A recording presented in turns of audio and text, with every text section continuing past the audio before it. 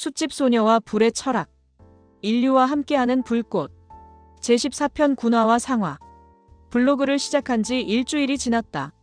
명화는 매일 한 편씩 글을 올렸는데 생각보다 많은 사람들이 관심을 보여주었다. 특히 탄소의 변증법이라는 제목의 글에는 100개가 넘는 댓글이 달렸다. 11월 초의 어느 오후, 명화는 산성시장 숲가게에서 새로운 글을 구상하고 있었다. 그때 한 통의 전화가 걸려왔다. 안녕하세요. 혹시 정명화님이신가요? 네, 맞아요. 누구시죠? 저는 지리산에서 수행하고 있는 이정희라고 합니다. 선생님의 블로그를 읽고 연락드렸어요. 명화는 놀랐다. 자신을 선생님이라고 부르다니, 그리고 지리산의 수행자라니. 아, 블로그를 보셨구나. 그런데 저를 선생님이라고 하시면 나이는 중요하지 않아요. 불의 진리를 추구하는 마음 앞에서는 모두가 동도죠. 혹시 시간이 되시면 한번 만나서 이야기를 나눴으면 하는데요. 정말요? 저도 수행하시는 분과 이야기해보고 싶었거든요. 그럼 내일 오후에 공주로 갈게요. 장소는 어디가 좋을까요? 다음 날 오후, 명화는 공산성 근처의 조용한 찻집에서 이정희를 만났다. 50대 초반으로 보이는 그는 수수한 생활 한복을 입고 있었지만 눈빛이 매우 맑고 깊었다. 만나서 반갑습니다. 블로그를 읽어보니 정말 깊이 있는 탐구를 하고 계시더군요. 감사해요. 그런데 혹시 어떤 부분이 인상 깊으셨나요? 이정희는 차를 한 모금 마시며 말했다. 특히 밝은 불과 어두운 불에 대한 글이 인상 깊었어요. 그런데 한 가지 더 깊이 들어가고 싶은 부분이 있어서 연락드렸습니다. 어떤 부분이요? 심화, 즉 마음의 불에 대해서입니다. 명화는 호기심이 동했다. 마음의 불이라니 처음 듣는 개념이었다. 마음의 불이요?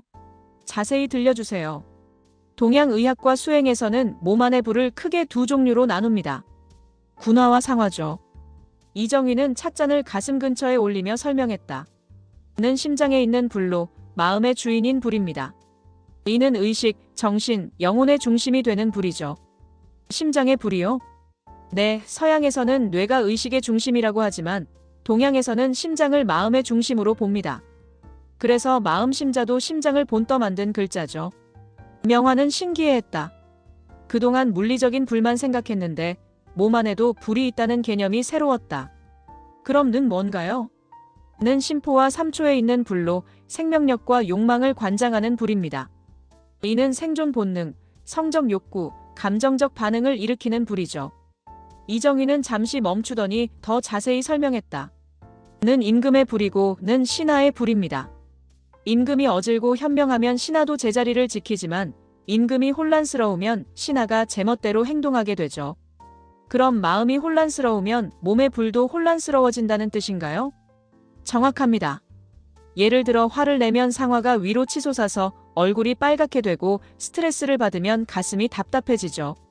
이는 군화와 상화의 균형이 깨진 것입니다. 명화는 자신의 경험을 떠올렸다. 확실히 화가 날 때면 얼굴이 뜨거워지고 긴장할 때면 가슴이 두근거렸다. 그럼 이 불들을 어떻게 조절해야 하나요? 그것이 바로 수행의 핵심입니다. 를 고요하고 밝게 유지하면 자연스럽게 제자리를 찾게 됩니다. 이정희는 가슴에 손을 올리며 실제로 보여주었다. 호흡을 고르게 하면서 마음을 평온하게 유지해보세요. 그러면 가슴 부근이 따뜻해지면서도 답답하지 않은 느낌이 들 거예요. 명화는 따라해봤다. 깊게 숨을 들이마시고 천천히 내쉬면서 마음을 가라앉혔다. 정말로 가슴 부근이 따뜻하면서도 편안해지는 느낌이 들었다. 와, 정말 느껴져요. 그것이 바로가 제자리를 찾은 상태입니다. 이때의 마음의 불은 선생님이 말씀하신 밝은 불과 같은 것이죠. 명화는 갑자기 깨달았다. 그럼 연꽃선녀님이 말씀하신 밝은 불과 어두운 불도 이와 관련이 있는 건가요? 맞습니다. 마음이 평온하고 자비로우면 밝은 불이 되고 분노나 욕망에 휘둘리면 어두운 불이 되는 것이죠. 이정희는 더 깊은 이야기를 해주었다. 수행에서는 이를 내단이라고 합니다. 외부의 불로 단약을 만드는 것이 외단이라면 몸 안의 불로 영적 성장을 이루는 것이 내단이죠. 내단이요? 네, 마음의 불을 정화시켜서 지혜와 자비의 불로 만드는 것입니다. 이는 불교의 수행법과도 통하고 도교의 양생법과도 연결됩니다. 명화는 점점 흥미로워졌다. 그럼 구체적으로 어떻게 수행해야 하나요? 첫 번째는 관찰입니다. 자신의 마음 상태를 늘 지켜보는 것이죠. 화가 나거나 욕망이 일어날 때, 아, 지금 상화가 올라가고 있구나 하고 알아차리는 거예요. 두 번째는 호흡과 명상입니다. 깊고 고른 호흡으로 마음을 안정시키고 명상을 통해 군화를 맑게 유지하는 것이죠. 이정희는 잠시 명상하는 신용을 하며 보여주었다. 세 번째는 생활 속 실천입니다. 화를 내지 않으려 노력하고 욕심을 줄이며 다른 사람에게 친절하게 대하는 것이죠. 명화는 고개를 끄덕였다. 그런데 선생님 블로그를 보니 이미 이런 수행을 하고 계시더군요.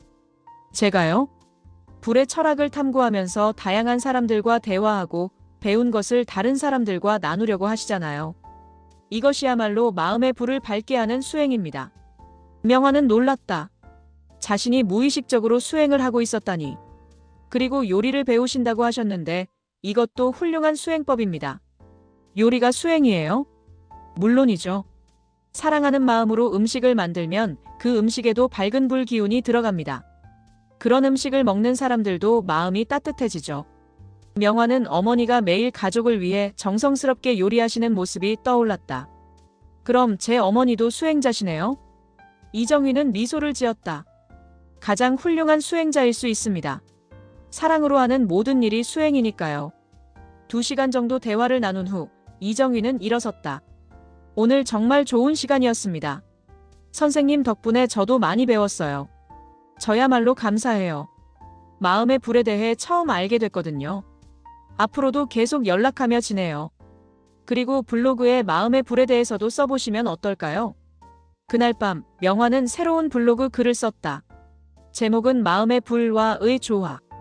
오늘 지리산의 수행자분을 만나서 정말 놀라운 이야기를 들었습니다. 우리 몸 안에도 불이 있다는 것, 그리고 그 불을 어떻게 다루느냐에 따라 우리의 마음 상태가 달라진다는 것을. 글을 쓰면서 명화는 깨달았다.